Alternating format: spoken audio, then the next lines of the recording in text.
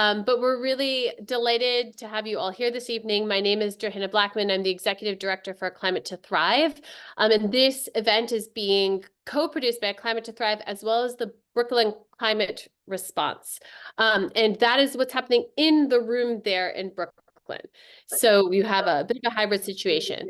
But we're delighted to welcome Dr. Anna Demeo here with us this evening. And we're also going to be hearing from Kennith Colburn. And so I want to take a brief moment to introduce our two speakers to place more context around their important work and what you're going to be hearing this evening. So Dr. Anna Demeo is an industry executive at the intersection of energy and decarbonization. She has led companies in the residential, commercial, utility, and transportation sectors to develop, commercialize, and scale sustainable energy products and solutions. Currently, she is a strategic and technical advisor for companies and investors across the climate tech space. Anna holds patents in energy management systems, energy markets, EV charging, and intelligent load management. She has done extensive work in community energy, including numerous collaborations with the Samso Energy Academy in Denmark. Anna has served on university faculties in Maine and Canada and is a visiting professor at École Polytechnique Fédérale de, I don't know how you pronounce that, Anna. EPFL. EPFL. EPFL, great, in Switzerland. Yeah, thank you. She taught sustainability energy courses at COA for many years, which is where I first intersected with Anna when she established the Community Energy Center just prior to a Climate to Thrive's establishment. Kennith Colburn is the principal of Symbiotic Strategies and is currently based in Bar Harbor, Maine. He serves as co-chair of the Energy Working Group of the Maine Climate Council and on the boards of Efficiency Maine Trust, as well as a Climate to Thrive. Ken is semi-retired and formerly served as an environmental regulator and principal and U.S. for the state of New Hampshire and principal and U.S. program director at the Regulatory Assistance Project. We're so excited that both of them could join us this evening, and I'm going to turn things over to Anna. Great. Thanks, Johanna, and hello, everyone, both online and in person. It's always a treat for me to be able to talk community energy, something that's near and dear to me as it is to probably most of you, and an even bigger privilege to be able to do that with Kennith Colburn, who is just an incredible resource and friend, and we're dividing and conquering here, me online, him in person. And the goal here really is to both educate and discuss, right? So where is the grid today? Where is energy today? How as community members can we both impact things on a larger scale, but what can we do locally for ourselves and our community that can affect change? So that's the goal here. And it'll be great if we can facilitate a discussion around this. So Johanna, you mentioned saving questions to the end, but if there's a question that comes up in the middle of a portion, please feel free to interrupt and ask it. And Ken and I will probably just riff off each other as we tend to do. And we'd love you and welcome you to join in on the conversation. Ken, do you have any open remarks before we get going? I don't, Anna. You've done a great job. Thanks. I hope you can hear me. Thanks. Yep, I can even see you. Look at that. All right. All right, let's get going. And just keep in mind that I think that there's all different levels of knowledge probably in this conversation tonight. So people who eat, sleep, and breathe the grid, and other people who are just curious and interested. So this is going to think of it as maybe a little bit of advanced 101. All right. And hopefully it'll be relevant as we go along. So let's get started. If I could move my slides, it'd be great. Let's see. All right. So we're in a really exciting place in time right now where there's this massive energy transition going on. We're having the decentralized and decarbonization of our utility grid. We're electrifying and decarbonizing mobility, and then electrifying buildings as well. And all of these are coming together in really new and interesting ways to impact one another. And that gives us a ton of challenges, but really a ton of opportunity to both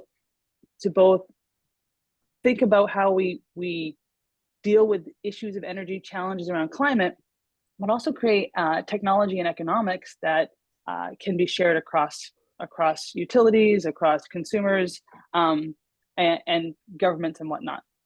So let's start with the utility grid because it really is the focal point of tonight and really of this transition. Electricity is like air. You've probably all heard it before. We don't really think about it till it's gone. What you're looking at right now is the 2003 Northeast blackout that was a big driver for a lot of the change that happened from that point to this point. And if you want to hear about all of the regulatory changes, you can trap Ken in a conversation later on by the water cooler, and he knows it all. When you think about the grid in North America, it's actually 4 different grids, right? So you have the Eastern Interconnect, the Western Interconnect, of course, Texas has their own, and then Quebec. And these are all run asynchronously AC grids running at 60 hertz, and then they're interconnected with high voltage DC lines. So what that means is that if there's a big fault, say somewhere in Boston, theoretically, it's not going to impact California. All right, there's always exceptions to that rule, but in general, this is how the grid has grown up over time. So what's really important to think about is how the grid is structured today. The grid is a centralized system where you have power plants located in certain places producing power. That power is able to be boosted up to very high voltages through transformers, and then sent long distances to community centers that need it, and then step down through the same transformer technology and distribute it, okay? And so often I teach a lot on the electricity grid and the engineering around it, and often people think, well, it's super inefficient because of this long transmission line. And while there are inefficiencies there, that doesn't tend to be the reason why I would argue that it is in need of a change and less efficient. But we'll get to that. When you think about the generation portion, so this first part over here on the left, you can think about 3 different categories of generation. You have base load. These are the big nuke plants and hydro plants that come online. They handle the load that is constant. They very rarely come down, maybe come offline, maybe just for maintenance or whatnot. And then you have a large class of generation that's intermediate or load following. It follows the general ebbs and flows of our demand needs. And then this top category is called the peaking plant. And these historically have been the most polluting and most expensive part of the electricity grid in terms of generation. They're brought online very intermittently when the need arises. So you have 105 degrees in Maine in August, if you're on Mount Desert Island, and there's a ton of summer people. And then these peaking plants are brought online to meet that excess demand. And that's important to know as we think about solutions and we start talking about a distributed grid and things like distributed energy resources and virtual power plants. We're going to come back to why that peaking plant, those peakers are important. So the big thing to think about is the model of the grid is a generation following demand model. And this is true since its inception, since Thomas Edison and Westinghouse had the current wars over 100 years ago. This principle hasn't changed. And what that means, generation following demand, is that we use power whenever we want. And utility operators have to ramp up and down generation to meet that demand. And they do it almost exclusively in real time. There's very little grid storage historically into the grid, less than 3%, over 95% of that is pumped hydro. And it's a very difficult task. And there's a ton of rules that utilities have to meet in order to deliver that power to all of us, right? So that there's incredible pressure on utilities, and they have a very, very hard job to deliver because of this model right here. So utilities, because this is the model they work on, got really good at following demand, right? They can follow trends based on industry, based on time of day, anticipating what every minute, every second is going to be in terms of demand, so they can ramp up and down generation to meet that. Right, so here's an example of that. So this is a Super Bowl Sunday. And what you see on this line graph here, where you see that orange line and then the blue line. The orange is the forecast and the blue is the actual. And so when you have more than when you have more demand, that blue, than what is forecasted, you need to ramp up generation to meet that, or you have to buy it on the real-time market. And the energy market works very similar to the stock market, is that if you need to buy something that's in high demand, it's going to be very costly. right? And then further down in the graph, you see another circle where, I don't know if you can see my mouse. There you go. Where if the opposite is true, right? Where you don't have, where you have excess, and then you need to shed that excess, and you can reduce your power generation, or you can try to sell it on the market. But as you can expect, it's not worth very much, right? So this is the challenge that the utilities are doing every day, every hour, every few seconds, to be able to make sure there's a match between demand and generation. And so when you think about the ebb and flow of a residential profile, and that means that a neighborhood, the utility is looking at a neighborhood and the need for providing power to that neighborhood at any given time. This is a typical residential curve. It's a little bit different in sort of a post-COVID world where so many of us are working from home. But generally speaking, the idea is that overnight it's fairly low. Everybody wakes up in the morning, makes coffee, makes breakfast. There's a bump, and then heads off to wherever they're going, and then comes back in the evening about 4 or 5 o'clock, washes dishes, goes about life, watches television. And so there's a big surge here between, say, 4 and 10 at night. We'll just say that much. And so what you see is that while the utility company has to keep enough power at the ready at all times to meet that demand, they only use it for a very short period of time. And so there's some savings to be had here. And this is just one other graph, and I'll try to reduce the graphs here soon. But the idea is that if you could take these peaks that happen over time and you could shave them or shift them to other times, say times when there's excess generation and not a lot of demand, or when there's a whole bunch of solar being flooded in because it's between those solar hours, then you have an ability to reduce how much the utility needs and change the economics of the model. So I've mentioned a couple of times energy markets, and I just want to, no one needs to be an expert on this, but I just want to give you a sense of the energy market. So in different parts of the country, utilities have, there's been formings of these ISOs and RTOs, where are basically energy markets. And for Maine is part of ISO New England. So our utilities in Maine buy into or trade into the ISO New England pool. And that impacts how their business works. Where in other parts of the country, like over here in the white, say in Utah, where it's vertically integrated and they're not part of an ISO or an RTO, it's a different set of parameters that they're working under. So that's something to really keep in mind when you think about how can we affect working directly with the utility. What sort of ways do they need to make money? These are all things to think about. And in terms of making money, I'm going to turn it over to Ken to address these next slides. What Anna's showing here is called a price duration curve. There's also a load or demand duration curve. And what this is typically done by utilities or people that watch power markets. And this takes every hour in the year, 8760 of them, and looks at what is this particular case looks at what is the price of power in that hour. And then it stacks it all left to right with highest to lowest. And so you can see that despite the fact that in this case, I think this graph is from the Midwest, one of those markets that Anna just showed you. And the average price is what, around $50 a megawatt hour. That's about 5 cents a kilowatt hour for just the energy. But look, at those really high peak times, it's 2 and 3 and 4 times that price.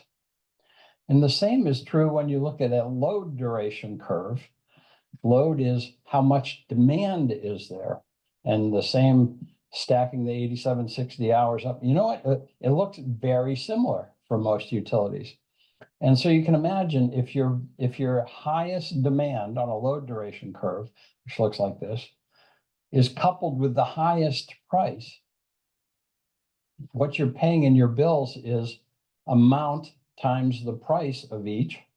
So that is a huge expense. And Anna, I don't know if the next slide reflects that. Indeed. Anna, you might want to turn, unless it constrained you to slide presentation as opposed to the PowerPoint version, but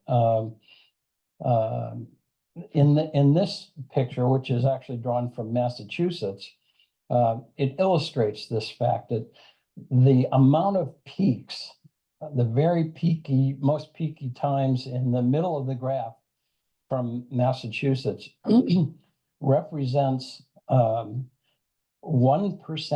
of the load. But that amount, that red bar, it's just 1% of the overall demand, those peaks. There you go. Thanks, Anna. Yep. But the cost of that is 8% of what Massachusetts spends on electrical energy, that 1%. And if you expand that to the yellow bar, that's the top 10% of hours, that's 40% of what they pay. Do you think that there's maybe something we could do to reduce our costs and reduce the utilities costs? The utility has to, in Maine, utilities buy this power from the ISO New England, Independent System Operator New England, the market that Anna showed you that covered us. They have to pay these prices, and they just pass that on to us.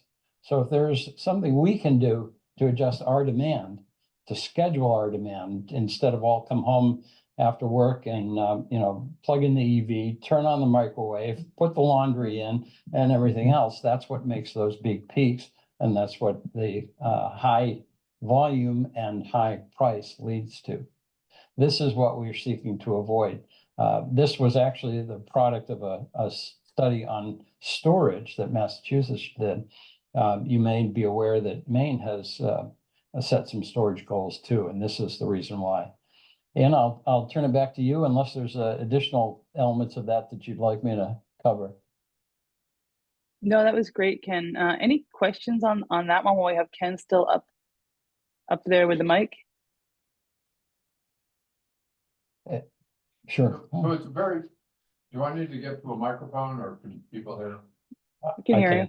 I can repeat too. So it's a very personal question that is related to my own energy situation, and that is that I have an electric car, and I've been told that I should plug it in at nighttime, and yet the demand that you showed on one of the earlier graphs is the middle of the day looks like it's low demand, but Versant I think has lower rates for domestic electricity. What, after 8 o'clock or something like that? I think that's correct, but you're heading in the right direction. And where we'll be if we're not there yet with EVs is you should plug them in anytime, but the smarts in the car or the smarts in the charger should control when they actually start charging. And that should be, I think we have a slide later on that really illustrates that middle of the day when solar is coming on strong. The utilities have to adjust the power plants if they're doing their traditional, following the load, like Anna said. That's a good way to suck up additional kilowatt hours by having EVs charge in the middle of the day when solar's strong. The other time, of course, is, as you say, is at night, but after that peak that Anna talked about. So 1 o'clock, 2 o'clock, even, midnight. And that's what the rates are, I believe, for Versant. Maybe after 8, maybe after 9, but you have the right idea. Okay, thank you. Great, thanks, Ken. You're not off the hook yet. There's more for you, but we'll keep going. Okay, so a paradigm shift. So right now the grid is in the midst of biggest transformation it's been since its inception. And this is the idea of shifting to a demand following generation model. And the idea here is as we have a higher penetration of solar and wind, these are not dispatchable sources. The solar and the wind is Mother Nature determined. So the idea is that we can match our demand to when there are these peaks in generation. Like Ken said, when there's a huge amount of solar, can we have heat our hot water then, or charge our cars then? Or in the middle of the country when there's a bunch of wind in the night, is that when we can manage our demand? The other benefit of being able to manage demand is not just around following generation, solar and wind and whatnot, but also doing that load shaping and that peak shifting that we are just talking about. The idea of taking off that top bar and shifting it somewhere else when there are when there's less demand, right? And this technology to do this, it's here today. I mean, it's been in Australia, they've been doing demand management for 20 years in hot water heaters, right? This is not new technology. The technology is getting better and better as this industry is expanding. Okay, so what are the driving motivators for this big transformation? And I refer to them as the 3 E's. That's energy resiliency, economics, and the environment. And what's really nice to think about is that these 3 driving motivators are the same for utilities as they are for consumers. So energy resiliency, look, we all want to keep the lights on. We do, the utilities mandated to, safety, economics, whatnot. Economics is the second of the drivers. And from a utilities perspective, look, utilities have to make money, right? They're businesses, they need to make money. They're facing incredible infrastructure costs, aging power plants, aging infrastructure that they have to deal with. And from the consumer side of things, we're seeing a drop in the cost of solar, a drop in the cost of batteries. We're seeing a changing rate structure. And so there's awareness around the economics on both sides of this equation.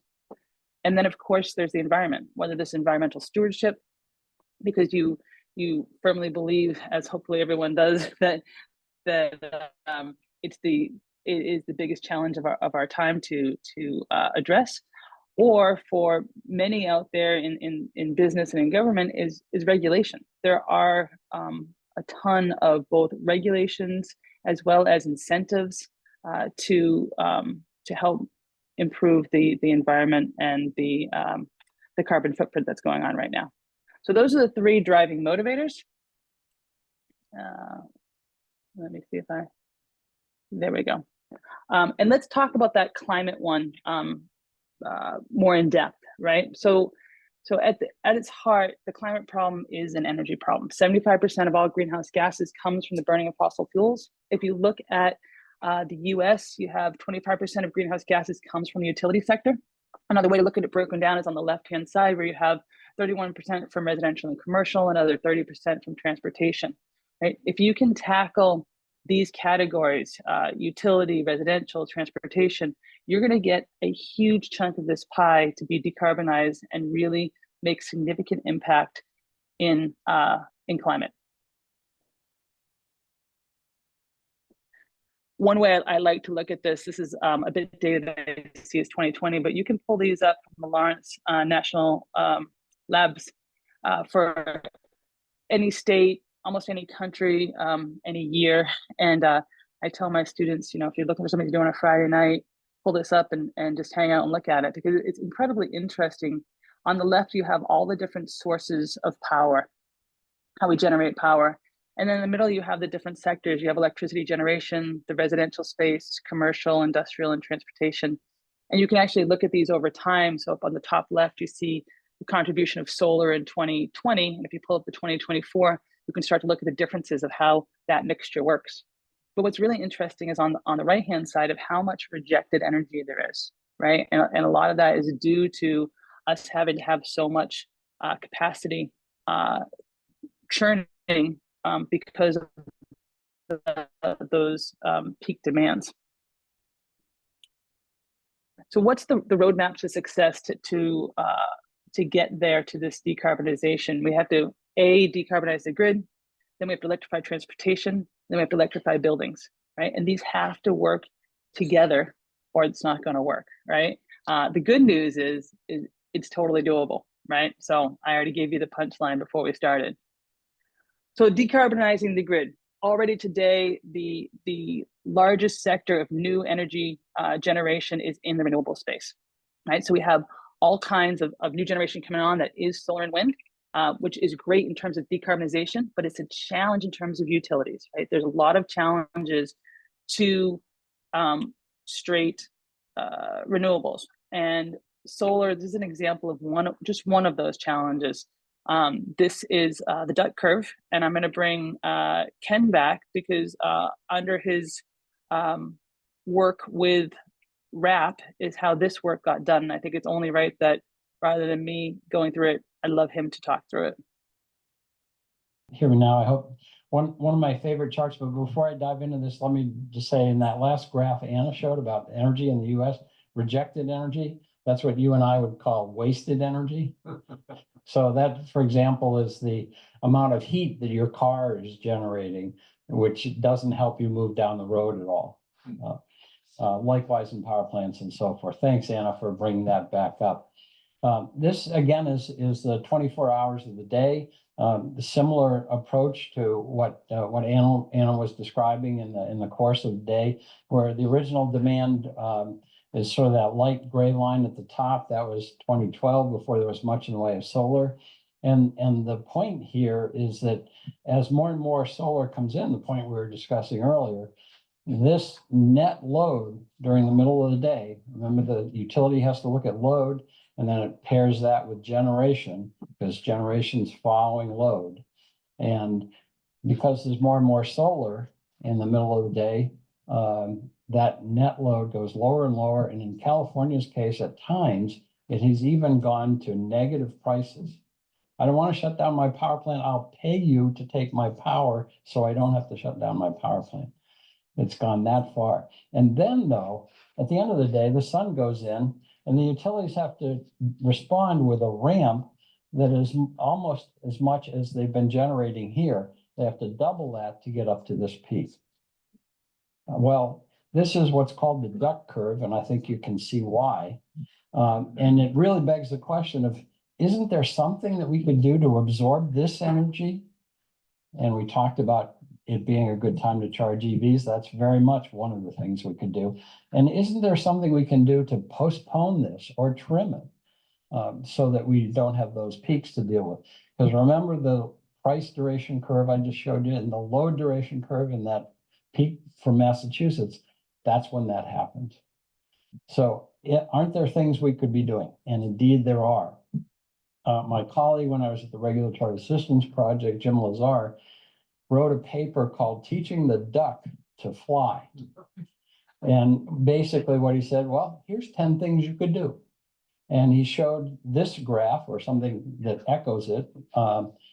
And before the steps were taken that he suggested, and the same graph of load after the steps he suggested taking. And it was much more streamlined, like a duck in flight. You know, ducks in flight don't look like that, right? So that's what leads me to conclude that this is a sitting duck. Very good. Fair enough. And by the way, the same fellow, Jim Lazar, did a second edition of that book. So there's actually 20 strategies out there along the lines of the things Anna's been alluding to, of ways to avoid this and thus reduce the costs that utilities face and we end up having to pay. Thanks, Anna. Back to you. Thanks, Ken. And I didn't include those in this deck, but at the end I can pull them up as we're having conversations so people can have a look at them.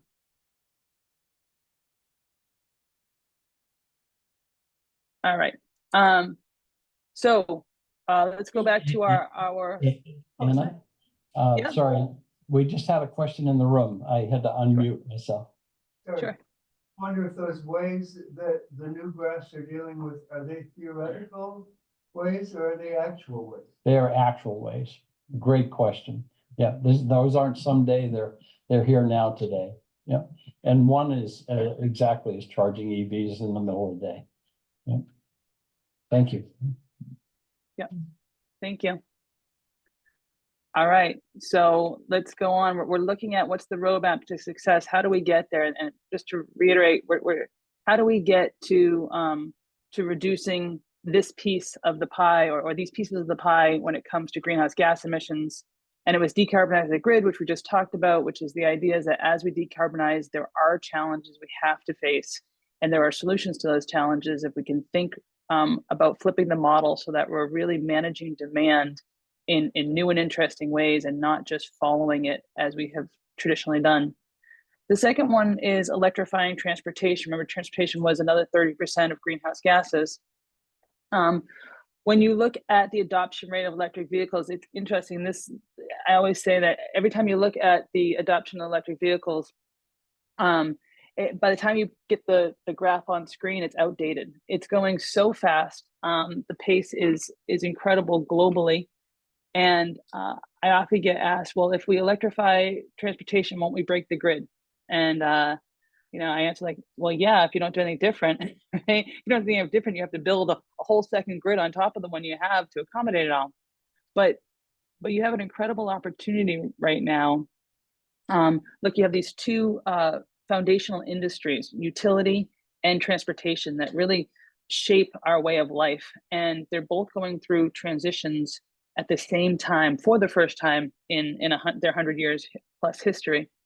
And there's an opportunity now for these two to complement one another. And I don't normally believe in silver bullets, so to speak, but this idea that you could do two different things. One is manage the charging. So as Ken was saying, charge the vehicle when there's solar in the middle of the day or when there's wind at night. And that's the first phase of the EV adoption journey.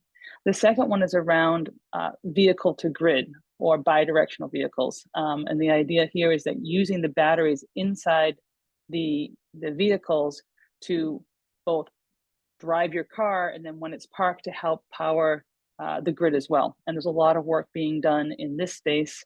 And you'll see more and more of this vehicle to grid. I think 2 years ago, Super Bowl commercial around the Ford F-150 that did a vehicle to home, which was the vehicle powering the house. So huge opportunities here, not just to decarbonize transportation, but actually to use that fleet of electric vehicles to help sustain and levelize the grid itself. And we can talk about a project that we're doing around school buses powering hurricane relief centers in certain areas that we can talk about later if anyone's interested. This is the charging challenge, right? So DOE thinks that come out and says that 80% of all charging is probably going to be done at home, and 25% of EV penetration would increase the load significantly. And so this is the challenge I was just talking about, is that if we do not manage when these EVs are being charged, it will add to that peak. But if we can shift this both through incentives, so utility incentives in terms of the price, and also technology, where, as Ken said before, you plug in your vehicle, but it's not going to charge until the middle of the night or when electricity is either green or cheap or both. Okay, the third one, electrifying buildings. Okay, we've been through this before, right? Electrification happened once before when we went from, I guess, the Industrial Revolution. And so the adoption of new technologies is pretty set. It's this S curve where you have a slow migration and then there's a steep curve and then it levels out. And we've seen this over time as we've electrified the country, the world.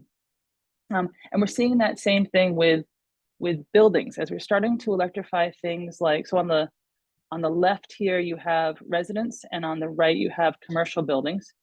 And everything in purple is electricity. It's already generated by electricity. And everything in red is not. And I would say that everything in red is an opportunity. Okay. If natural gas and fuel oil and district heating, if these more polluting sources can be electrified while we decarbonize the grid, it's an opportunity.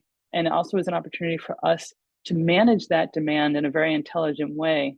So again, that we help support the grid. So I'm hoping you're starting to see how all these can come together if we do this right. And the first way that utilities have the very first take at this, at least in the States, has been to change from a flat fee. So historically, everybody here probably pays an electricity bill. You pay 15 cents a kilowatt hour, probably always have something like that. But now we're seeing these time of use or different rate structures that incentivize you charging off-peak hours. So that's sort of the first step in how do we start to shift that peak.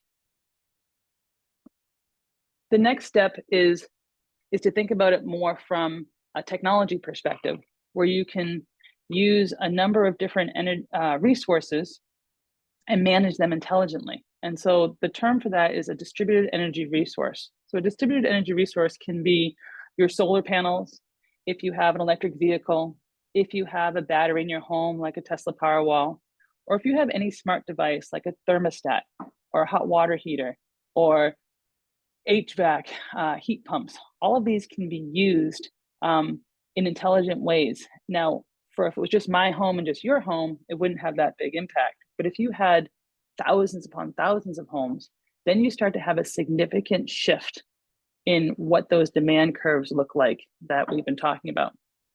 And so as we start to think about electrifying buildings and making them more intelligent, we can do things like monitoring the energy, taking that data for analysis, and then managing that load.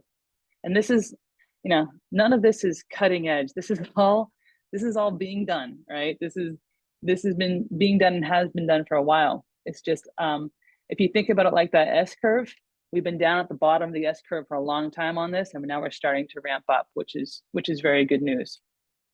So we're starting to move to a more distributed grid, driven a lot by software, where we have a number of distributed energy resources that are managed by software and optimized in order to address some of these challenges that Ken and I have been talking about. And the term that you'll hear a lot about this is virtual power plant. So virtual power plant is a term used where you have a number of distributed energy resources that are aggregated together to, and if it's a battery, it's an aggregation that energy can be put into the grid, or if it's a thermostat or a device where it can be not used at a given time. So the absence of needing demand. And if you collect that all together, you can actually become a virtual power plant. We're going to go full circle back to when I was talking about those expensive peaker plants, right? Those expensive peaker plants, often historically some of the dirtier plants that are only called into service very small, very few times a year for very short durations.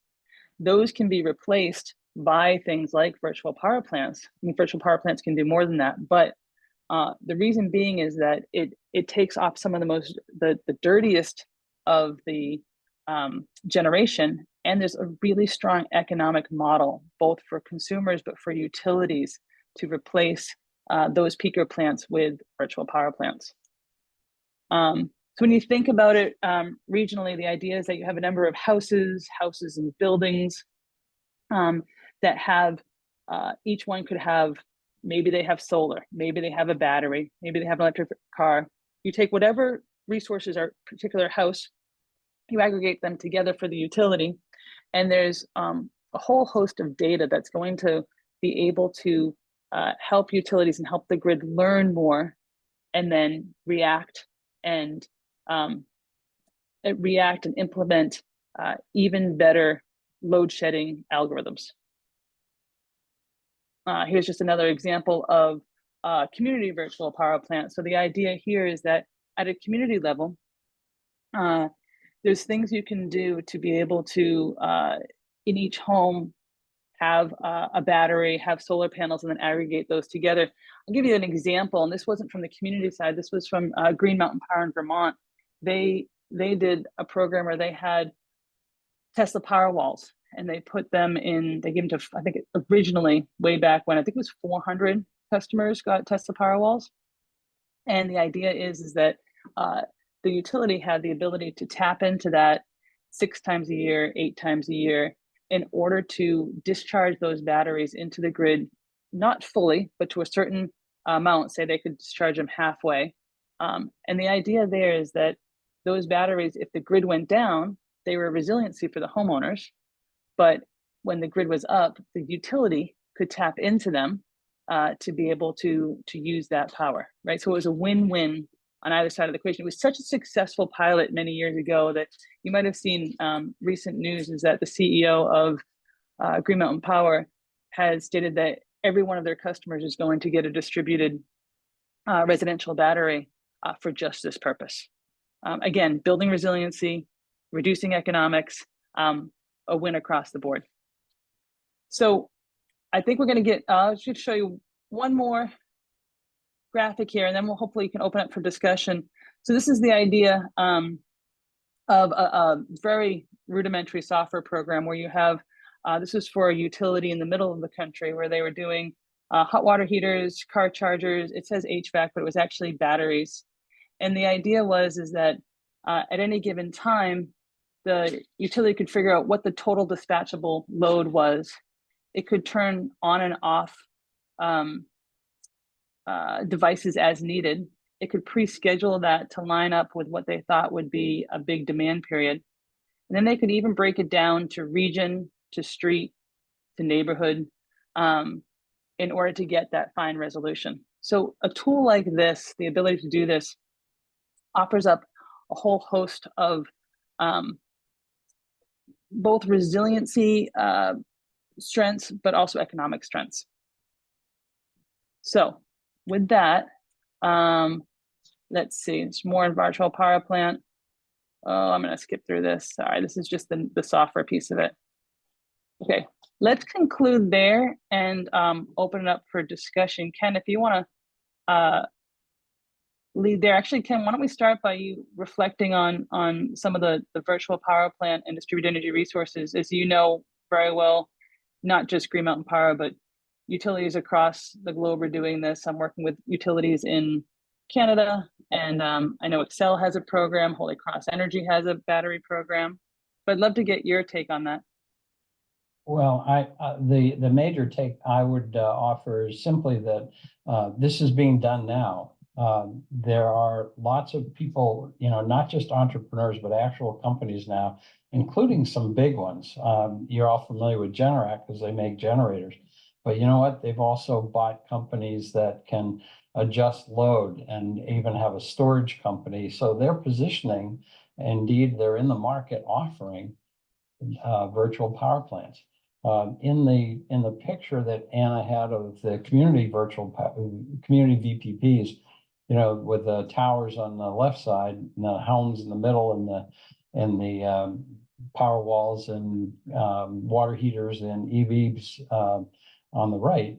When there's been a terrible storm, the hurricane in Puerto Rico, or our recent storms where half the state was out, those resources exist in the community and can power your police station, your fire and rescue. Even if you're not connected to the grid, you have some ability to charge cell phones and so forth. And I would also just offer a couple other comments along the way, spurred by your reflections. One is, if you recall that price duration curve, and I said the load duration curve is similar, we have built a grid, and this goes to Anna's point about, are we going to break the grid if we electrify everything? That's the prior one I was talking about. When the left side is out, the right side can still operate. So there's additional resilience as a result of that virtual power plant. And I don't know how easy it is for you to just dig up the load duration curve or the price duration curve. They look the same. But in terms of breaking the grid, do we break everything if we electrify?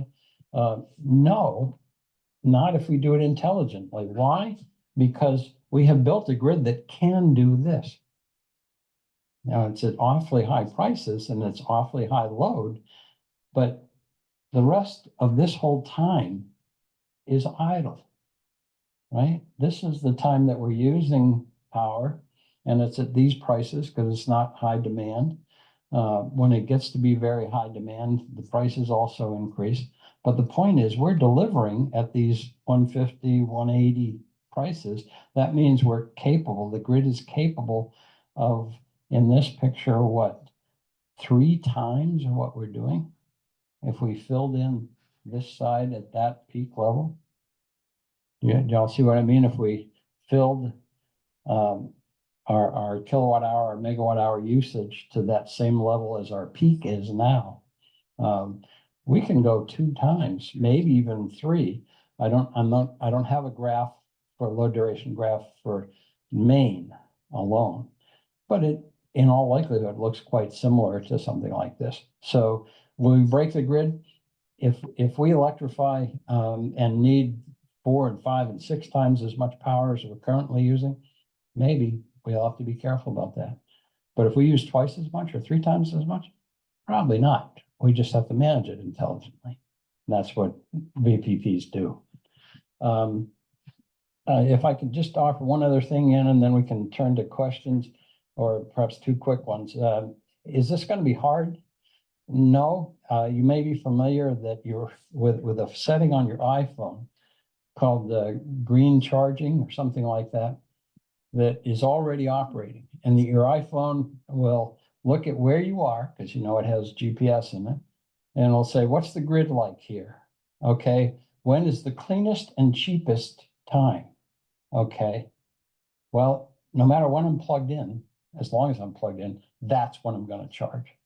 So your iPhone is already doing what we have talked about your car battery doing, your water heater doing, the whole VPP management of demand doing. Your iPhone's doing it invisibly to you. So is this going to be hard for you? No, probably not. We just got to get these systems in place, which goes to my final point, which is, how do you do that? You can't walk out of here tonight and do that. No, but there's no technological obstacle to this. Anna's been doing this in various sites as an entrepreneur. I mentioned Generac doing it. Other companies are doing it. What you need to do then to make sure it's done here is talk to Versant, talk to the Public Utilities Commission if that doesn't work, talk to legislators if that doesn't work, and otherwise do what you're doing here tonight, which is coming to Brooklyn Climate Response and learning about this and getting your arms and your minds around how to, so that you can insist on it, just like a Climate to Thrive is doing in MDI. So Anna, I know we have a couple of questions here. Johanna, you may have a few in the chat box as well. Yeah, Ken, we have a couple online, and to the point that you were just making, it might be good to start with one of the ones that's been dropped into the chat. I see a hand raised online, but I think this chat one builds nicely off of what you were just talking about. If it's okay for me to throw that in first. And the question is, currently, what are the main constraints, gaps to deploying virtual power plants? Anna, let me toss that over to you, because you've actually done it and faced those obstacles. Sure, happy to. So distributed energy resources and virtual power plants, like I said, distributed energy resources have been around quite some time, and as Ken mentioned, there's a number of companies in this space. So Generac actually purchased, Generac is a generator company. They actually purchased a main company called Pika for its battery backup. And then they purchased a company called Enbala that was doing DERMS, which is a distributed energy resource management system, which you can kind of think of as a cousin to virtual power plants.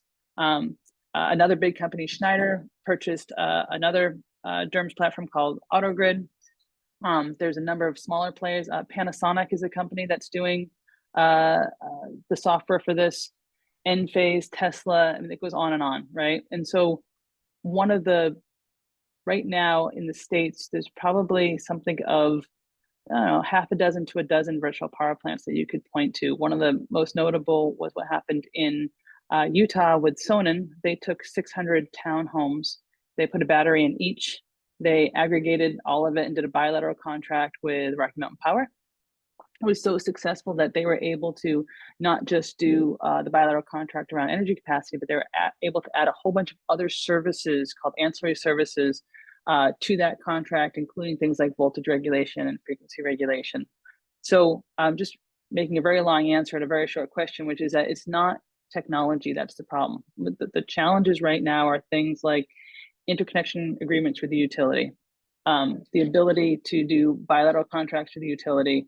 Right now, if you wanted to do a virtual power plant and just go right into ISO New England as a power plant, there's a long regulatory process to be able to certify yourself. So the easiest path right now for virtual power plants in the market is to do from the community side, just like Sonnen did, and then to do it in a vertically integrated utility that doesn't have to interact with an ISO. That's not to say that Maine shouldn't do it. There's absolutely, all right, I'm going to make this really short. It's all about regulatory and policy and not about technology or even about economics. But Ken, please chime in if you want to add to that.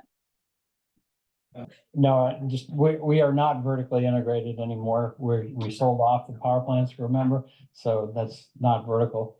And but it still goes to Anna's point that it's all regulation. What our utilities, what our communities, what our companies, what our homes, what are we allowed to do? And the technology is changing to allow us to do things like we've done with our phones. We used to be wired to the wall. We're not anymore. With our computers, we used to be wired to the data processing center. We're not anymore.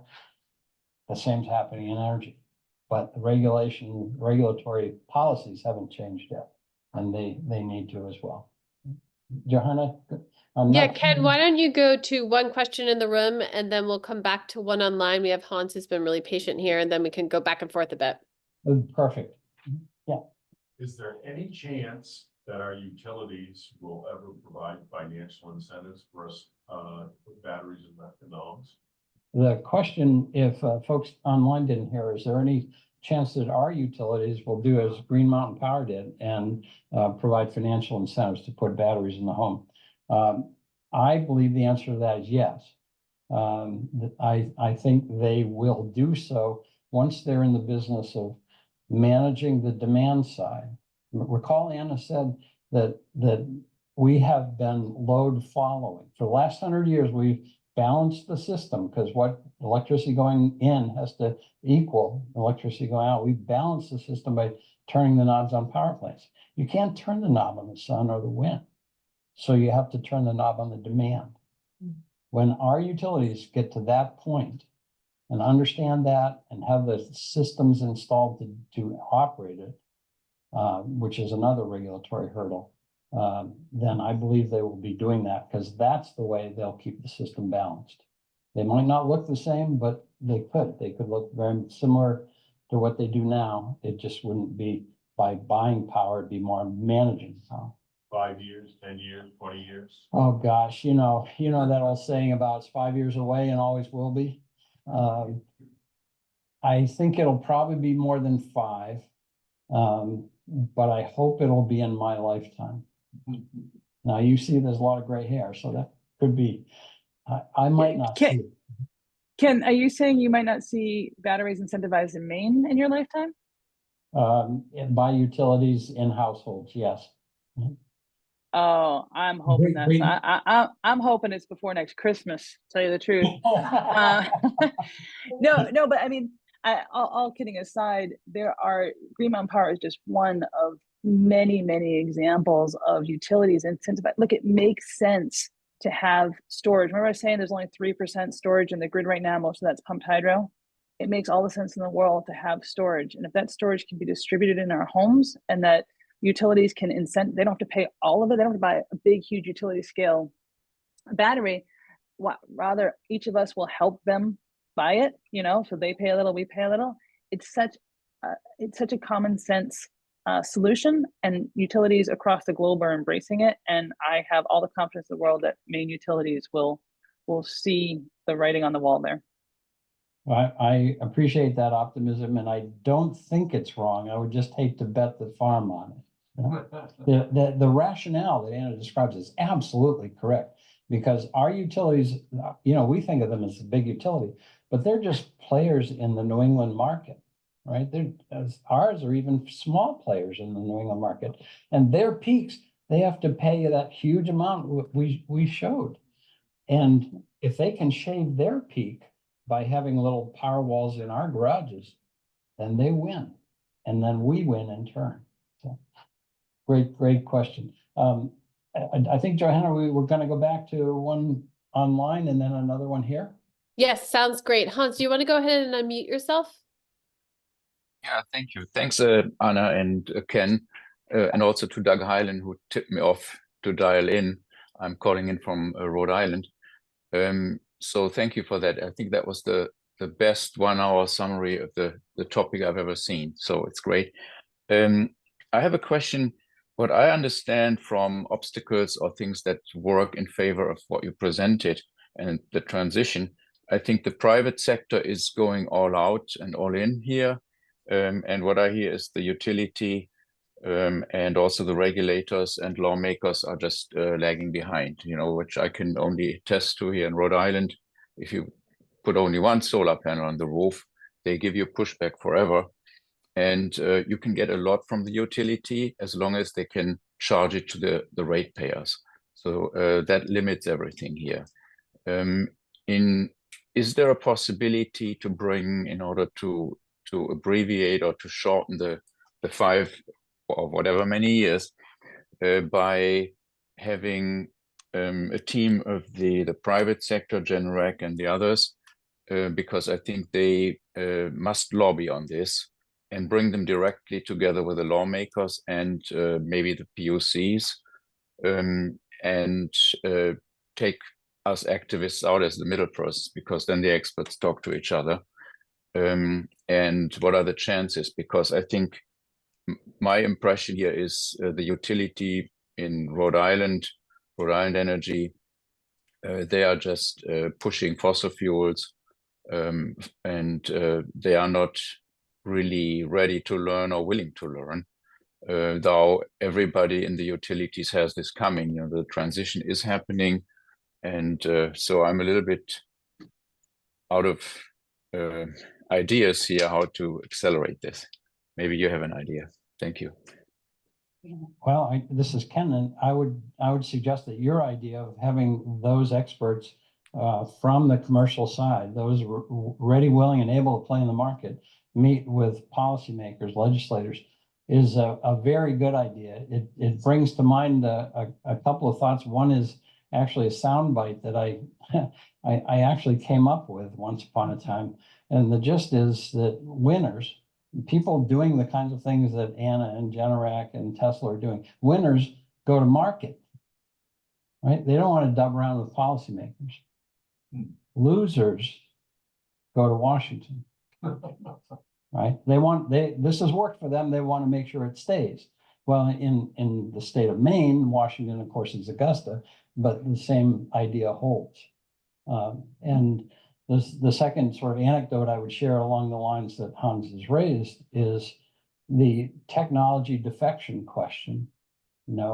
How long will it be before our utilities understand this opportunity and start acting like Green Mountain Power, and our regulators let or force them to do so, because the regulators get in the way too? Will that happen first? Or will the batteries get so much better and the solar cells get so much better, and even the community networks get better, so that we can just say, goodbye, I've had enough of you guys? Now that's Ken, what I'm hearing is, but it could happen faster than regulators and utilities coming aboard. Go ahead. Yeah, so what I'm hearing is just forget about massaging the supply side and go all out and all in on the demand side. It's almost like protesting against more fossil fuel exploration versus just creating demand, and the demand will take care of it at the end. I think there are some caveats to that generality, but it's also in the right direction. I mean, solar cells is a technology. It's coming down in price. We will have energy abundance. Getting it to us and getting it level so that we meet demand, that's tricky. Yeah.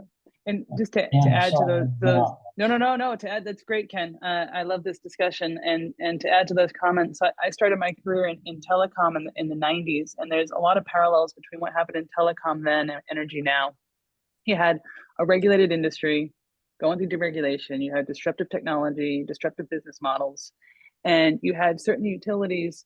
I can remember like, oh, this is never going to happen, right? And certain utilities, telecoms, that didn't understand the transition was happening, and other ones that embraced it. And you're seeing that now in the energy landscape, right? There's those who are digging their heels in, saying, and not necessarily in some sort of nefarious way, but more like, I've been doing it this way for 50 years. I don't know how to do it your way, right? So there's definitely a communication that has to happen. But you see those utilities that are willing and able to embrace this and to learn and look at what people are doing in other parts of the world. And that is going to be a fundamental difference. I do think that there's going to come a point in the relatively near term, and I can point to a couple of examples that it's happening already, where technology is just going to leapfrog, you know, not in terms, when I say leapfrog, I don't mean to take away the wires, not to disconnect from the grid, but still be grid connected and leapfrog some of these hurdles. The second point I want to make is that all of the companies we've mentioned, and almost every company I work with, both the startups, so I do work in electric vehicle infrastructure, vehicle to grid, in the microgrid space, in the residential space, every one of them has a high level person in the company that's doing regulatory policy. Their whole job is to understand what regulations are coming down, what policies need to be changed, working on task groups to help actually write new policy and submit it, and lobbying. So the private sector has incredible interest in changing the rules and the regulation. You see a lot of success in California, you see it happening in other places, but absolutely every company from Generac to early startups are working this angle. They have to in order to speed up this transition. So that's good, right? Thanks, Anna. Yep, we have a couple more questions. Johanna, we're up in the room, right? Yes, sir. Yeah, go ahead. Quick question, sort of a statement first. It seems to me, tell me if I'm wrong, that what's happening with virtual power plants is very much in power what's been happening with the cloud as far as computing and data storage. Seems to me there's a parallel there. My real question is, it seems to me that in electricity, the grid right now is very much of a top down. You're sending out very high power and you've got to break it down. And with virtual power plants, you'll have a much more horizontal transmission of power. Is there enough capacity basically at the low level of power to handle virtual grids? Anna, you may be better positioned to respond to that. My short answer is generally, I think yes. But there will be some circumstances where we have to approach that intelligently. Like charging an EV puts enough load on a residential circuit that you don't all want to have EVs and all be charging at the same time. Well, okay, that's just another software patch. So it can be a problem. Does it have to be a problem? No. And it could end up even helping, because instead of distributing power over long distances, transmission and then distribution, there are losses associated with that, resistance in the wires. And so there will be, by staying within a distribution system because of distributed energy resources, solar, wind, there will be less of those losses. Anna, what would I miss? I'll just add to it. You didn't miss anything. I'll just add a little bit more though. Is we're talking really about, I think your question is getting to the distribution grid. So we talked about how you generate power, you ramp it up to high voltages, you send it down the line, and then you bring it down to a distribution grid. And especially when you're thinking about under like 11,000 volts, it starts getting distributed, and then it goes outside. It goes to maybe a neighborhood transformer that brings it down to a lower voltage, 7,200, and then to your house, it comes in at 240, right? And so the idea is that as we electrify our buildings, we go from fuel oil to heat pumps, we go to electric vehicles, maybe we put solar on our roofs. Very quickly, a lot of us have 200 amp panels in our house. Some people might still have 100 amp panels. And so this is a really normal situation where, say, I want to put solar panels on my roof, or I want to get an electric car. And you go to do that, and the electric company or the utility says, oh, you only have a 100 amp panel. You need to upgrade your service, right? And what you thought was going to be a $2,000 investment is a $7,000 investment, because we have to upgrade the transformer at the pole. We have to upgrade the infrastructure all the way back. And this is a problem. It has a ripple effect, right? Because if everyone in your neighborhood goes from a 100 amp panel to a 200 amp panel, then the transformer in that neighborhood has to get ramped up, and so on down the line. And so it becomes this ripple effect. What's really nice and encouraging is that in National Electric Code 2020, for the first time, changed the standard so that if you have an energy management system, intelligence built in for an EV, in which that will keep the overall load being under your service, then you don't need to upgrade. And that's never happened before. And now that was 2020, and we're seeing electric code come out now. They're working on 2026, which is even going to get more into the energy management system. So the idea is that we can use intelligence right at the local level, so that, because often we have a 200 amp service, you rarely, if ever, even use 100 amps of that 200 amp service, right? So rather than upgrading the entire distribution network, the rules now are starting to change. National Electric Code UL, which sets the standard for a lot of these products, so that intelligence in the home and in the buildings can limit that usage, so you don't have to upgrade the infrastructure the way utilities, I think, originally thought they'd have to. And so that's a real win across this space. And hopefully that addressed some of your question. Thank you. Johanna, on the. Yes, Ken, I have one in the chat, and this is from Dave Norman with Versant Power. And he says the National Renewable Energy Lab's estimate is that residential rooftop and batteries, residential size batteries, are 3 times the cost of grid scale. How will that drive the technology adoption?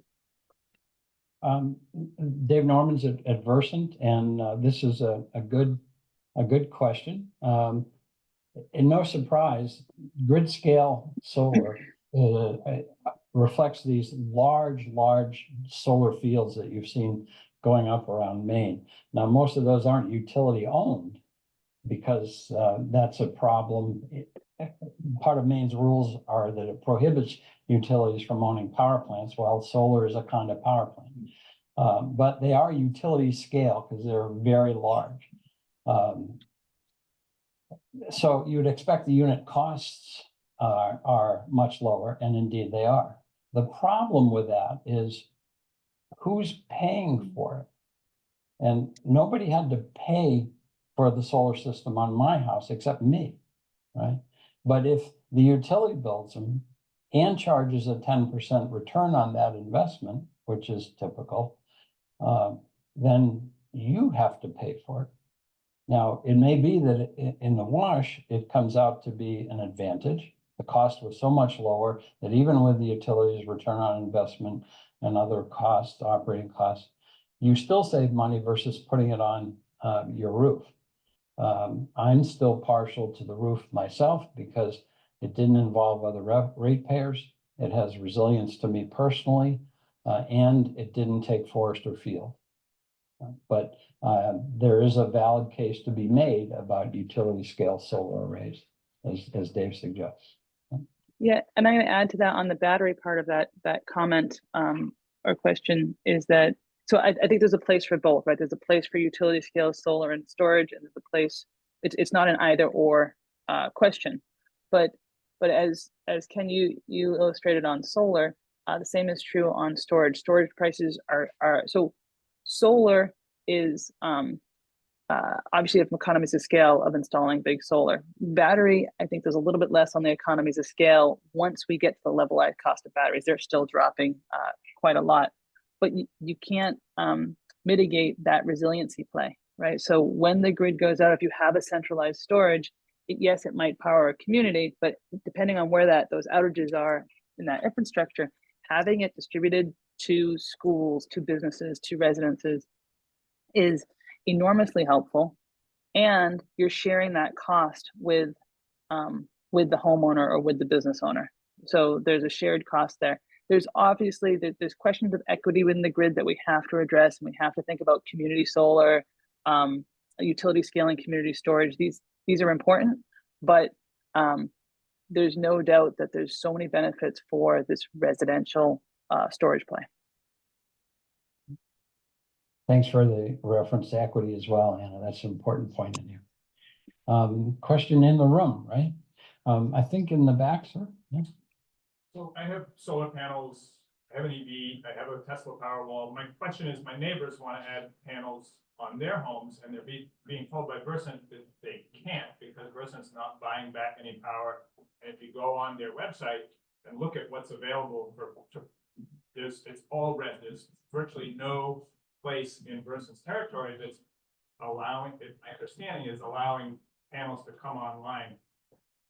what's the impact of these big solar farms? Is that tying up the grid? I don't understand that. Well, again, Anna, you may have some thoughts on this as well, but I don't think it's that Versant isn't taking any more solar, paying for any more solar. They have to do that for the state's requirements. If the solar gets interconnected, the problem, as you suggest, is the interconnection.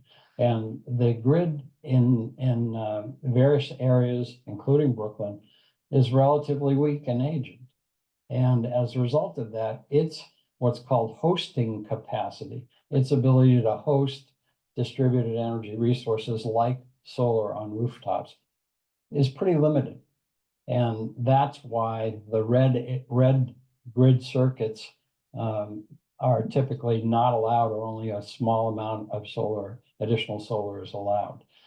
Now, there are various interpretations or things that can be done about that. One is obviously to improve it, but Versant has a big long list of circuits that need improvements. That may be an area to talk to them, talk to the PUC, talk to your policymakers. Another is there's some debate about the tests used. Anna was just describing the situation where the 200 amp circuit, but you really only use house service, but you really only use 100. If you have a governor, remember the old go-karts we used to have? They wouldn't go as fast as we wanted because they had a governor. Well, if you have an electricity governor controlling the fact that you're not going to actually use over 100, then there isn't a problem. Well, with that kind of a test, could Versant take more even on Brooklyn's existing circuits?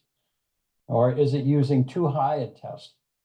Too unlikely a circumstance that could put the grid at risk, not a realistic one, or one that could be controlled through some software like such a governor. Those kinds of questions are still at play as well. So currently there's a decision. That decision is no for this reason, but the debate's not over. Anna, anything I've mischaracterized or you would add? No, you're spot on. I'll just add that the problem, I think you described it well, is that if the whole neighborhood has solar and all that solar is generating at the same time and it all goes onto the power lines, say there's no local load, right? This is this extreme case, right? That all that solar is going to get transmitted because there's no local load, and the carrying capacity of those wires can't handle it, right? That's the equation by which the utility is operating under. So one is exactly what you said, Ken, is that a realistic scenario that you should go by? But two, it goes back to this idea of local storage. If you had local storage at these houses, right? So one thing the utility can do is just put new infrastructure, new wires, new transformers, or they can put batteries, right? And what you do there is now you create the ability for that storage to get, that solar to get stored and then used locally when you have too much demand. And it's a real resource. It's a different way. We talk about cost and the cost of putting in utility scale storage or this storage. You have to compare it to the real cost of upgrading the infrastructure. The utility has to do something. They either have to improve all of these wires and these transformers, and or invest in this distributed energy network, including distributed storage. So there are ways around it, but right now I don't think the utility is set up to do it. Anna put it exactly right. You can either keep that load local through local storage, and then you'd use it locally. And that could help Versant reduce its peak that it has to pay ISO New England. Or it can upgrade the poles and wire to just take more. I realize I didn't answer part of your question, which is how are these big fields getting interconnected then? Well, they go to the hosting capacity maps and they look for green circuits, and Brooklyn's all red. Right, so they're looking for where's there a field or a forest that I can cut down that has a green circuit and is next to a road, and that's where those are all getting built. Think about that when you drive by them. Road, yep. Power line, yep. And that's a green circuit, or at least was until they got built. Johanna, another question online? Not at the moment, Ken. So if you want to continue in the room, I'll watch for online. I've got some here. Yes, sir. Yeah. I've actually got two comments. One, we talked about the rural electrification effort that ended in Maine in 1970. In the 1970s, the last town in Maine was Long Pond. between Rockwood and Jackson. They got electricity.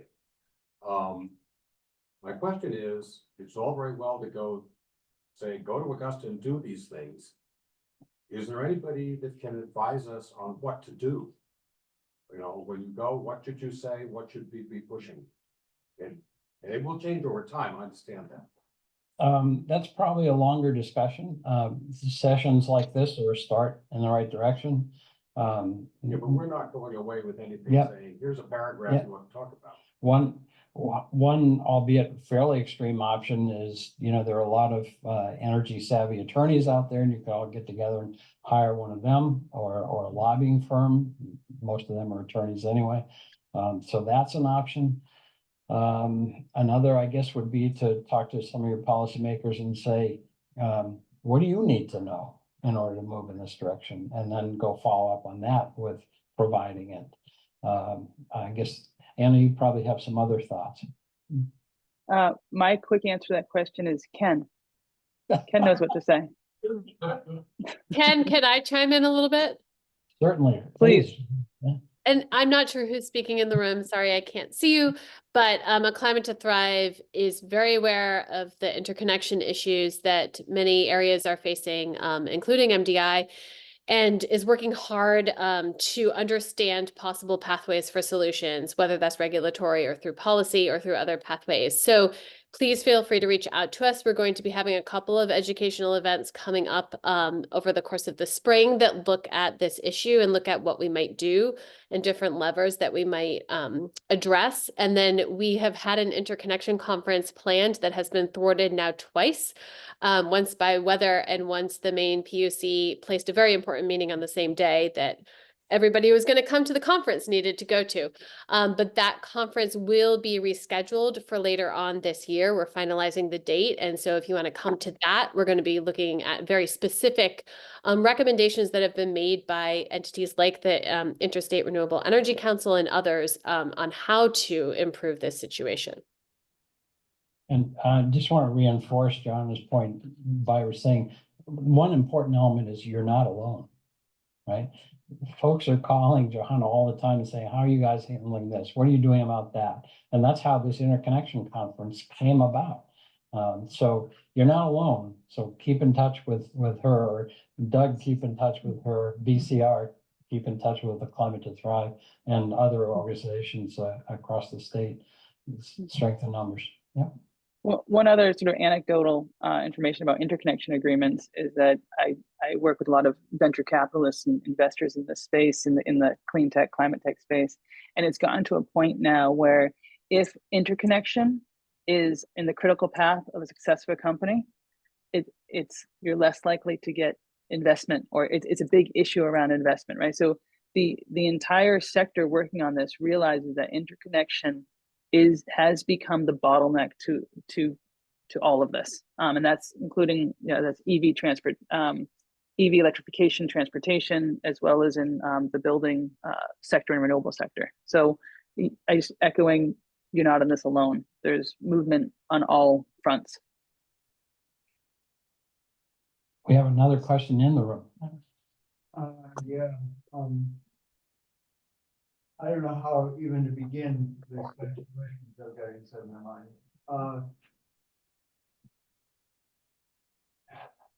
I live myself off the grid.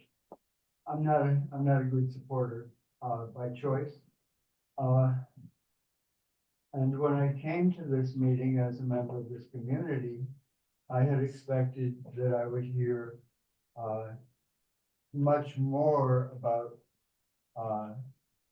local small grid energy production schemes and systems and potentialities.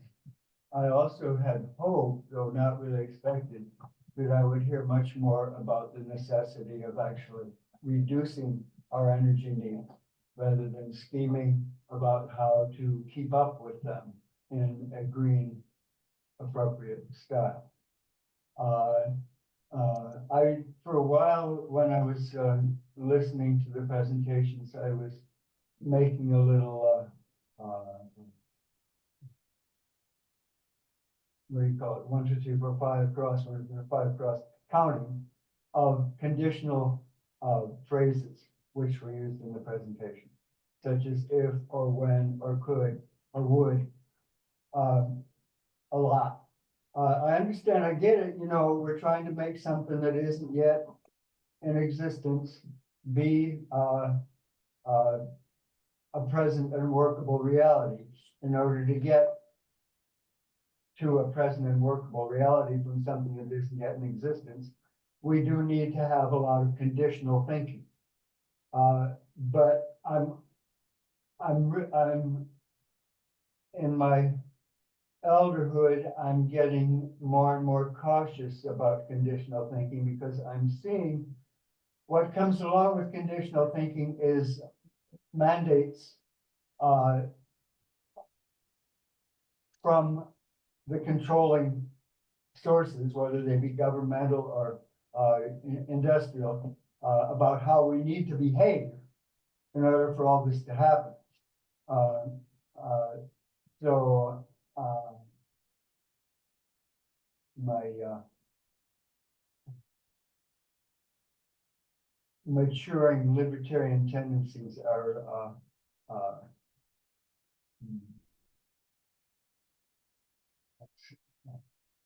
moved to anxiety.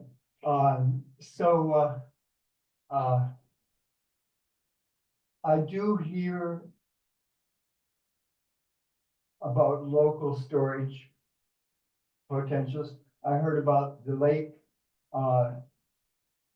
inland where the energy is produced locally. I've fantasized with friends, for example, on Verona Island, where there was a movement which was being hatched. I don't think it ever got anywhere, where all the citizens of Verona Island would band together in their own utilities commission and produce their own power. This is all this is well and good, but it's all big grid oriented. And I think there are ample problems in big grid distribution, which we've just begun to, you know, really look at. We're not inclined to look at them because we're talking on a big grid mentality. So we're not going to spend too much time looking at the basic problems of big grid. But there are a lot of problems, such to do with energy transmission over long distances, energy loss, not purely mechanically energy loss, but the bleed out into the environment, the dead zones which you find underneath power lines in the natural world. There's, I guess I feel like I'm in the midst of a bunch of people who understand this all much better than I do, and that's probably the case. And I want to speak for the people that don't get it. And there are a lot of us out here that are not strategizers, you know, in the big world of energy manipulation and maneuverability. We don't live there, and we don't really want to live there. And we're cautious about being forced to live there in order that this big energy grid system, which I'm not at all a fan of, can thrive. So that's my great, some great thoughts in there. First, I just want to check, Johanna, were you able to hear most of the comment? I did. Wonderful. Yep. Great. And let me offer a couple of initial thoughts, and perhaps Anna has likewise, or maybe even Johanna. One is, you're quite right about the big grid now.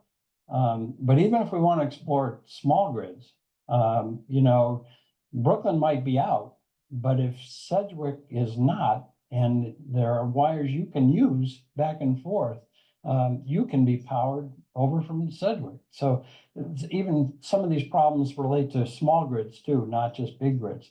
A second thing you said was about conservation, and efficiency should always rule, right? Whenever you're not doing anything as efficiently as possible, you know, whenever you're using an incandescent bulb instead of an LED, you're wasting energy. It's just needless. So you're right about that.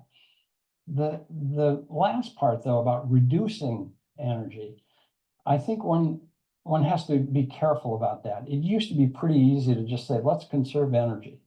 And at this point, we want to conserve raw fossil energy, especially because that's what's roasting the planet. Well, how do we do that? We do it most effectively now by electrifying. So if we can increase our clean energy, solar energy, wind energy, that without emissions, and use that energy to power the other side of our life, the transportation side, the heating side, instead of the gasoline, instead of the home heating oil, then we are reducing fossil energy, we're reducing climate causing energy, but we're increasing our electric energy. And I would submit to you that's a good thing. So great reflections. It's nice to have that kind of consideration. And if anybody's living off grid, you've clearly thought a lot about this. So thanks for the comment. Anna, Johanna, anything? Yeah, I'd like to echo some of the last stuff, last comments you made there, Ken, because I agree. It's nice to look at it from this perspective, and probably like you, I get asked this a lot. People who are off grid, and that's great if you can do it, and if you have the know-how or the means to do it.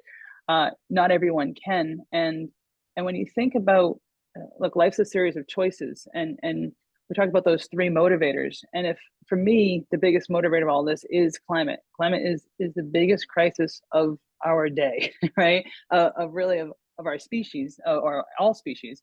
And so if that is your goal, if your goal is to stem that, it'd be great if I could say, everybody stop using power, use much less. But the reality is that's not going to happen. It might happen in pockets in certain places, people are more aware. But especially as we go to electrifying transportation, it's actually going to get more use, not less. So the idea is that if people are going to keep, I shouldn't say about electrification, I meant as other parts of the world develop and want the creature comforts that we have, right? Big parts of the world are getting more reliable grids, getting more transportation in terms of vehicles. And as that happens, we want to make sure that across the board, we are not adding to the climate crisis, right? And that we are actively reducing it. And so for me personally, that's the biggest goal. And I don't see that we can get there with, the people on this planet today. I don't think we can get there by not using power, but we have to use clean power. So it's just really echoing what Ken said, but I think it's super important to be mindful of all of these other considerations, local environmental impact and particulate and other things that we're all concerned about. Johanna, did you have something to add? Yeah, if I could chime in just briefly, I think, thank you for the question and for raising your concerns, and it's a really important one. And I'm not going to talk necessarily about trying to shift away from the need for energy, but I want to talk a little bit about some of the ways that A Climate to Thrive thinks about this. And, the phrase energy democracy is something that we're hearing more and more about. And I think one of the things that it comes down to is there's a very somewhat new and unique opportunity as we shift over to renewable energy generation to really think about that shift as an opportunity to redirect the benefits of generation of energy and redirect kind of who are key players within this in a way that is more equitable and is really paying attention to community needs and community priorities. And so with the projects and the work that ACT does, we try to dwell right in that inquiry and what is the opportunity for, sorry, I've got kids going crazy here, local, rural communities as we shift towards a renewable source where there's a very high upfront cost, but over time, the cost associated with using this type of generation is very different from what it has been with fossil fuel.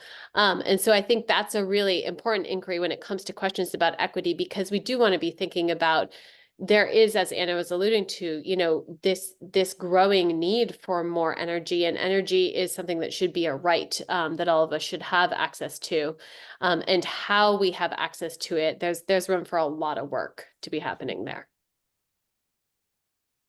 Thank you. Lars. Ken, so I want to go back to the red lines on the grid map. And my thought is more about the Blue Hill Peninsula, but the answer may go beyond that. But as the grid exists now, what level of monitoring is there and what level of data collection is there for the transmission through those various links of the grid? All those little different lines, do they all have them, or is it only at various centers like substations where one gets that measurement? You know, what kind of data is there and what access level does the average citizen have to it? Really good question. Again, Johanna, were you able to hear Lars's question? I assume others online were as well. So probably Yep. others online could as well. Good. Perhaps one of the folks from Versant that are online could answer that better than I. My understanding is that Versant's data systems, of course, are legacy systems or have been. They're starting to change that, but when Emera owned the company, it didn't overinvest in its data systems. Yeah. Or in the ability of those multiple systems, the billing system, what's called SCADA, supervisory control and data acquisition. That's the sort of the data source of the grid. We're not strong. So they need to be improved. And then your second point was with respect to transparency of that data. And I think that's another giant step that has not yet been taken. Anna, you probably know. Yeah. Or Johanna may. Well, I can say that there's an immense amount of technology out there that can be used at every part of the grid, right? Transmission line, if you're over in Europe, you have a lot of buried transmission lines. So there's devices that allow you to see exactly where the break might have occurred. There's a bunch of data collection there, and it's a huge sector right now that's growing. Data. So Verizon actually is an investor in this space of matching data with the utility grid and devices to monitor. All that said, it really depends on where you are in the world, where you are in the country, and I don't know where things are in Maine. And if someone else does, please feel free to chime in. I will say that, you know, standard is that the average citizen doesn't have access to any of it, right? And in some ways for good reason, right? There's definitely security issues, and I've been very impressed across all the utilities I've worked with, the level of work they do to make sure the electricity grid is secure from I don't know, attack or whatnot. So I haven't seen a lot of that information be publicly available at all. But as to what Maine itself is, I don't have that information. We do know that there's some significant data because the utility has to ensure that while we're here at Brooklyn School, that the voltage is okay for our lights and computers. So it has to know that the voltage regulation and the frequency, you know, we've heard 60 hertz, that those things are in spec. So there's some monitoring even at the very remotest, yeah, that it's going But on. if you have data on how much power is going down those lines, it's not that tough to then do some statistical analysis and understand what's your, you know, 3 sigma on a distribution for your peaks and your valleys, and whether or not you have a problem, or if it's just, I mean, so this is my question: is there monitoring? Because if you can't measure it because you don't have the equipment, you can't make it. No, I think it exists. The question is how, at what resolution, you know, time periods. And then of course the question of, but getting your hands on it is a question. And so that you're saying the utility, gathering that the utility is potentially the source, and that would need to go through PUC or through policymakers to try to extract that. Now there's one exception to that is you should have access to your data, but that doesn't solve the red lines on the map problem. Right.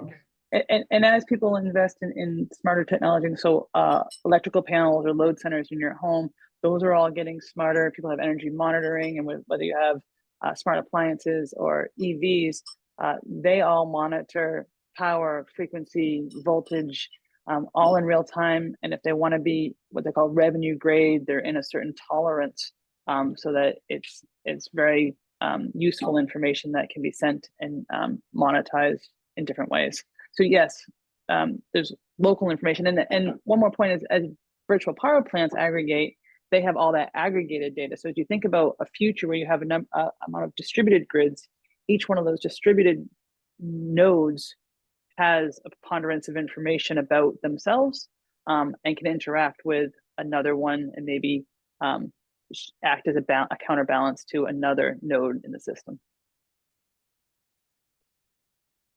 Did we wear you out? Yep. Johanna, do you have any other questions online? I don't. I think Wonderful. we're good. Yeah. I think we've exhausted our audience. Great. Well, thank you, Anna, and thank you, Ken. Thank you, everybody there in Brooklyn. We wish we were all in person together, but it's great that we've been able to have folks coming and contributing from so many different areas. And as always, appreciative of the time that you're giving so generously. And I know that at least 2 of us have recorded this, so recordings will be circulating in the coming week or so. Great. Great. Well, thanks for having us. And thanks for everyone. joining, everyone. Appreciate it. Take care. Have a wonderful evening. Thanks Take care. also to Grace, Lars, Bye. and certainly Doug here as well, setting us up.